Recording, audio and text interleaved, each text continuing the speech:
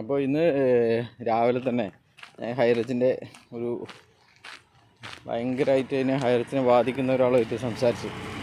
അപ്പോൾ അയാൾ പറയുന്നത് വെച്ചാൽ എന്തുകൊണ്ട് ഹൈറേഞ്ച് തിരിച്ചു വരും എന്ന് പറയുന്നതിൻ്റെ ഉത്തരം അയാൾ പറഞ്ഞു. അതിങ്ങനെയാണ്, ഹൈറേഞ്ചുമായിട്ട് ബന്ധപ്പെട്ട ആരുമല്ല ഈ പരാതി കൊടുത്തിരിക്കുന്നത്.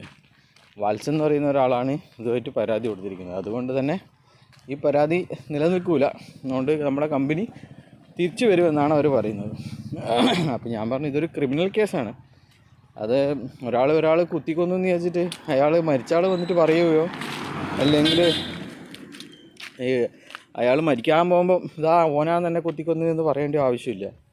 ഇത് കണ്ടു നിന്നവർക്കും പോലീസിനും വേണമെങ്കിൽ അന്വേഷിച്ചിട്ടൊക്കെ കണ്ടെത്താൻ പറ്റും.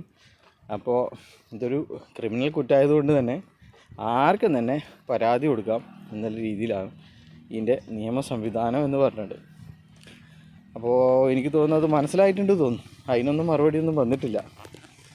അപ്പോൾ ഇതാണ് ഇവരുടെ വിശ്വാസം അല്ലേ. എന്തൊക്കെ തരം വിശ്വാസങ്ങളാണ്, എന്തൊക്കെ ആചാരങ്ങളാണ് അല്ലേ. ഇപ്പോഴും വിശ്വസിക്കുന്നത് ഒരു പട്ടിണി കിടന്നാൽ കുറച്ചാൾ മരിച്ചു കഴിഞ്ഞാൽ ഒക്കെ കമ്പനി തിരിച്ചു വരുന്നതാണ് ഇവർ വിശ്വസിക്കുന്നത്. എന്താ ചെയ്യുക.